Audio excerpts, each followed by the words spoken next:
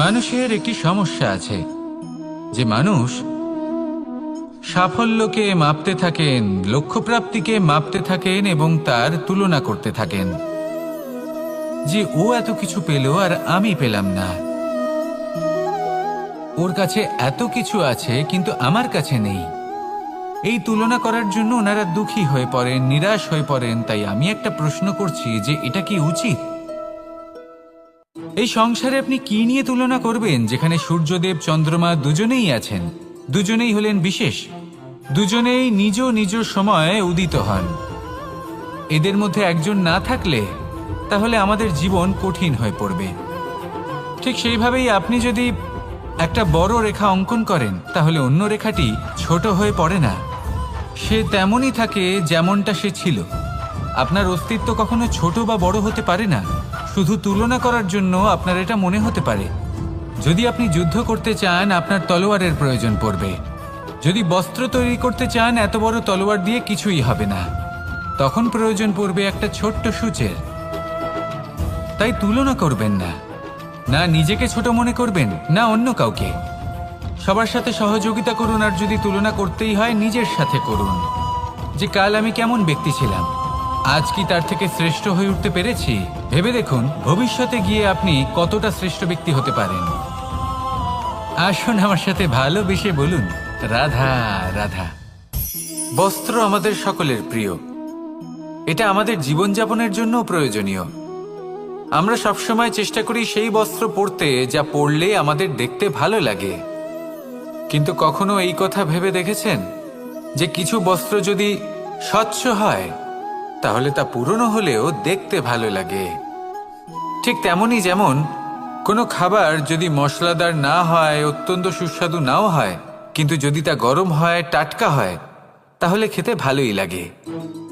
ঠিক সেইভাবেই যদি কোনো ব্যক্তি সুন্দর নাও হয় কিন্তু তার কথা খুবই মধুর হয়, তাহলে সেই ব্যক্তি সকলের প্রিয় হয়।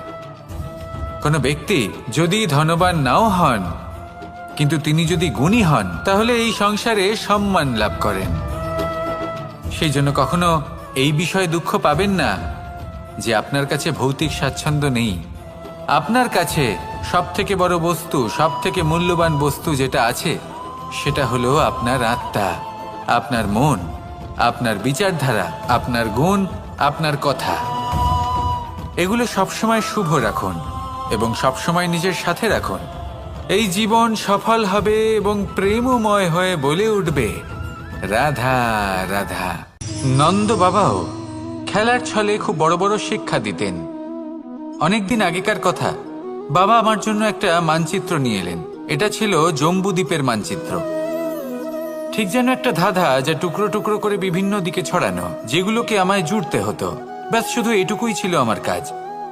আমি বারবার প্রচেষ্টা করলাম কিন্তু বারবার অসফলই রয়ে গেলাম। বাবা এটা দেখলেন এবং হাসলেন। বাবা বললেন, একটা কাজ করো, এই প্রত্যেকটি অংশকে উল্টে রাখো। আমিও উল্টে রাখলাম। তারপরে দেখলাম প্রত্যেক অংশে মানুষের শরীরের কোনো না কোনো অংশ চিহ্নিত। কোথাও হাত আছে, পা আছে, কোথাও মুখ আছে। বাবা বললেন যে এবার এটা জুড়তে চেষ্টা করো। আমিও জুড়ে দিলাম। মানুষের মানচিত্র পূর্ণ হলো। এবার বাবা বললেন এটা উল্টে রাখো, মানচিত্র পূর্ণ আকার ধারণ করেছে। আমি বললাম ঠিক আছে।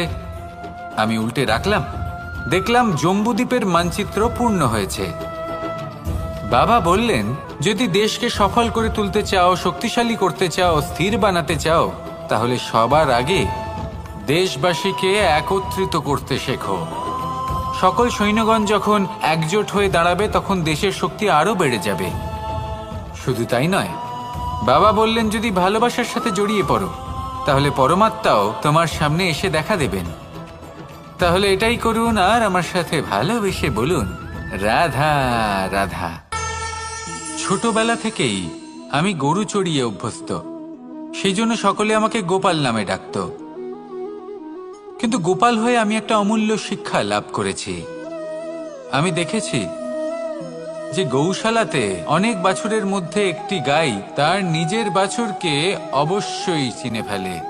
যেখানে সমস্ত বাছুর একই রকম দেখতে এবং প্রত্যেকের স্বরও সমান, তারপরেও সকল বাছুরের মধ্যে নিজের বাছুরকে ঠিক চিনতে পেরে যায় এবং তার সাথেই থাকে।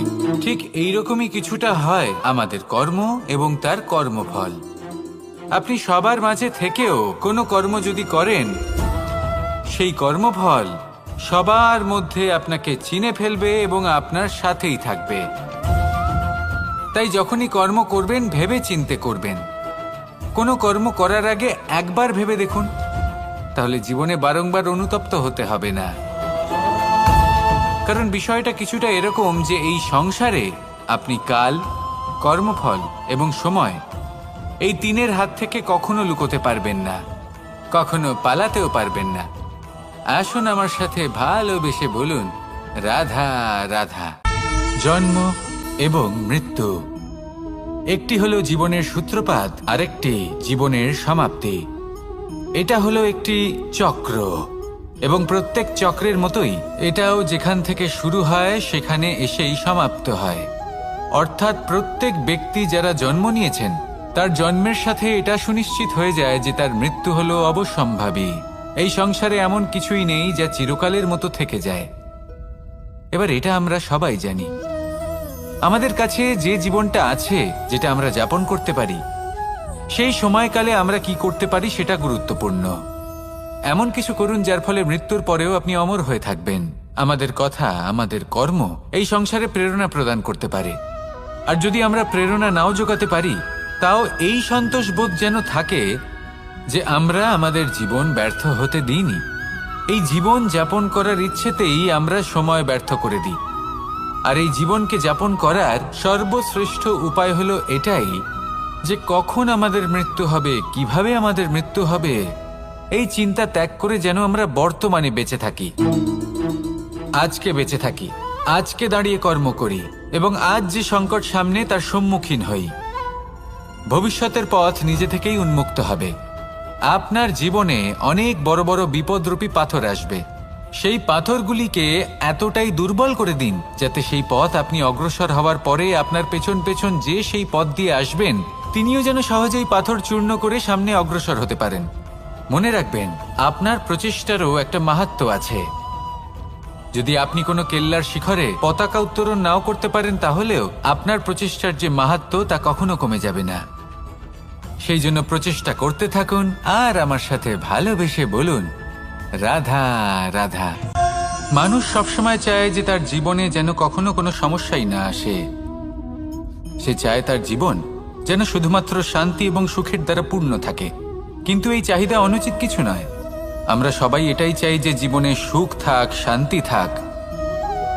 কিন্তু এই কথা সবসময় মনে রাখবেন, যে সূর্য উদিত হন সংসারকে প্রকাশমান করেন, দুপুরবেলায় সংসারকে রৌদ্র প্রদান করেন, সন্ধেবেলায় তাকেও অস্ত যেতে হয়।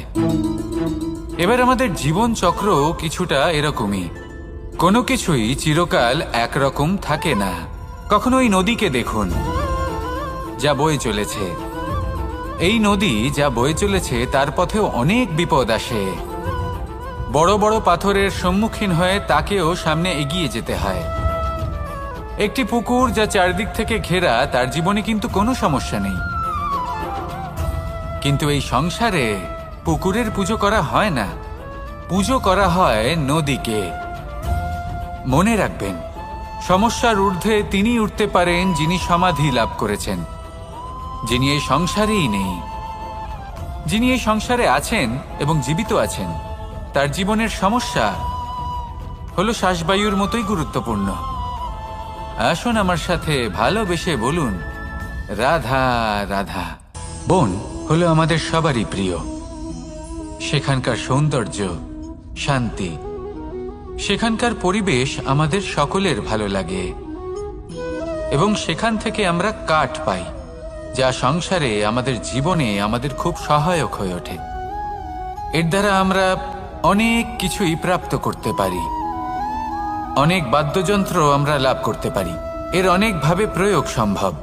কিছু কাঠ অত্যন্ত সুগন্ধি হয় যা আমরা ঈশ্বরকে নিবেদন করি, যেমন চন্দন।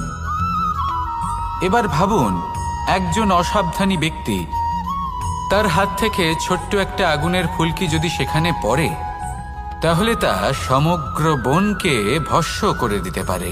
আর যখন এই আগুন ছড়িয়ে পড়ে তখন তা কাউকে রেহাই দেয় না। অন্য বৃক্ষকে নয়, পাতাকে নয়, ফলকে নয়, কাঁটাকে নয়, কাউকে নয়, পথে যাকে পায় তাকেই ভস্ম করে দেয়। এই ছোট্ট আগুনের ফুলকি। কিন্তু এই ছোট্ট আগুনের ফুলকি সবার আগে কাকে ভস্ম করে? সেই সকল ছোট ছোট শুকনো পাতা, সেই ছোট ছোট গাছের ডাল।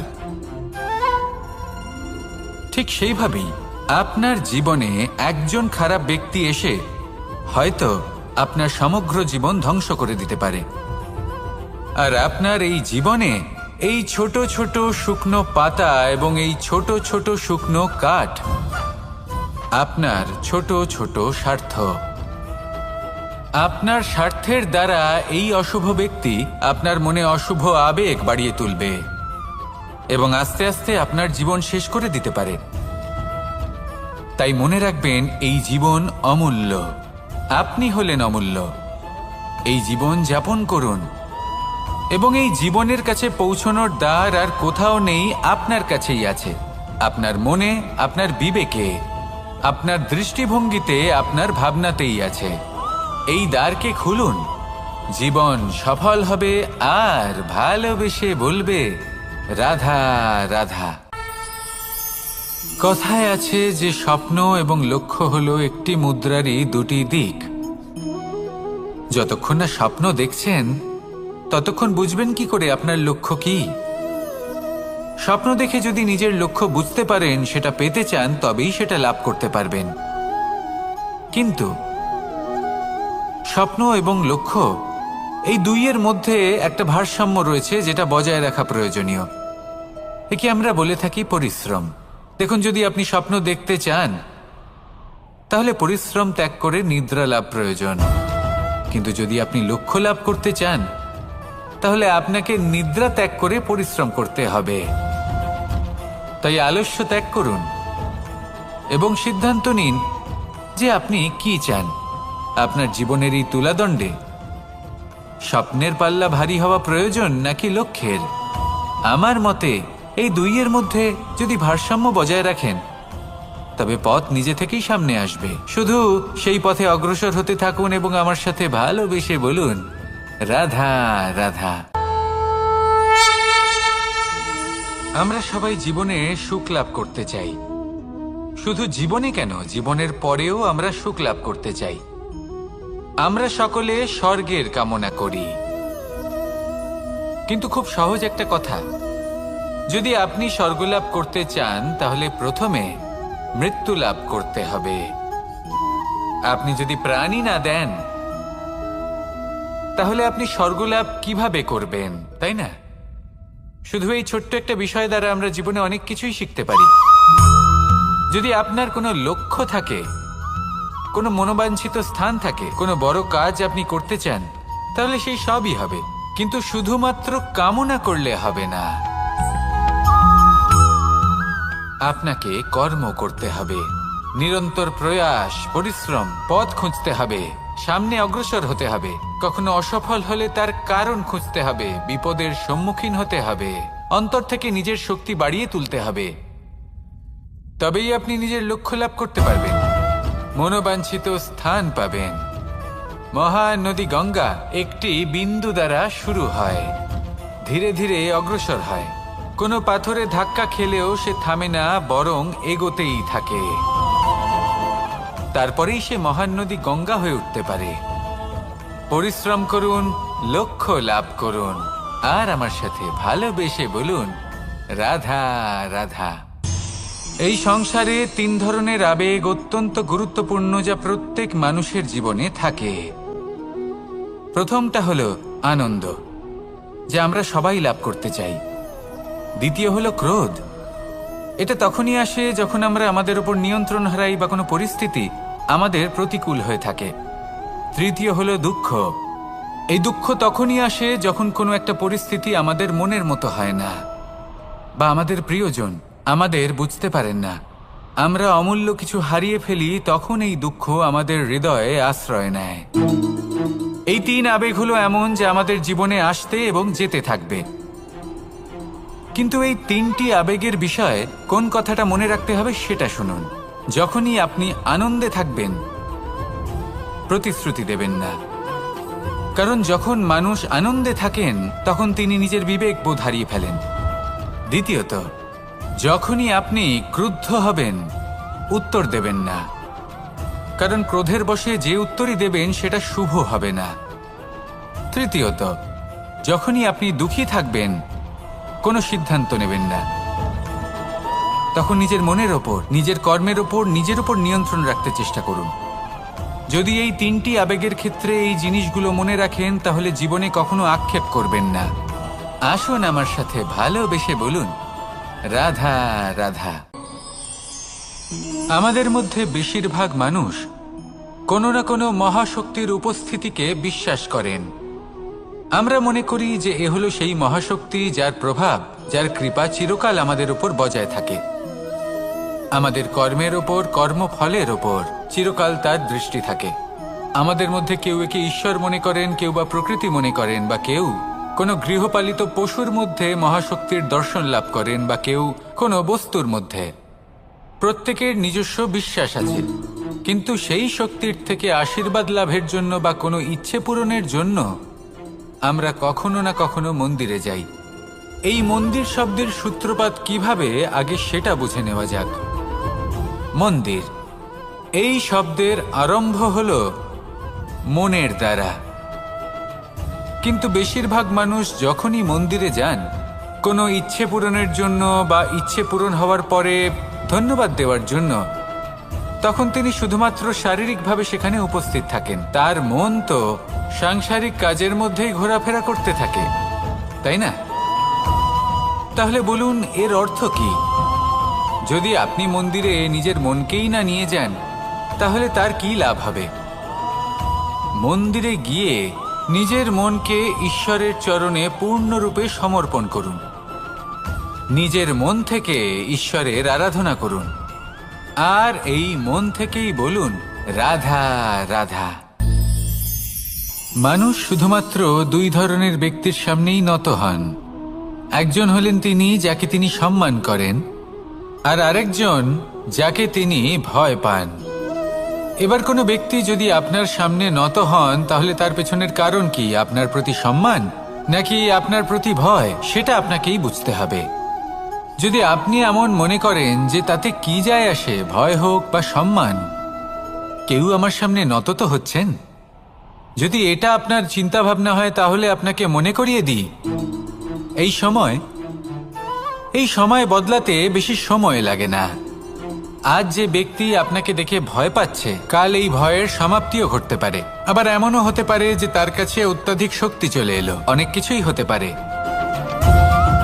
তাই মনে রাখবেন, যে মাথা ভয়ের কারণে নত হয় তা সময় এলে সবার আগে বিরোধিতা করতে পারে, আর যে মাথা সম্মানের কারণে নত হয় আপনার জন্য নিজের শিরচ্ছেদও সে করতে পারে। তাই সকলকে আপন করে নিন, কিন্তু ভয় প্রয়োগ করে নয়। কর্ম করুন এবং সম্মান অর্জন করুন। শুধু এটাই করুন, আর আমার সাথে ভালোবেসে বলুন, রাধা রাধা।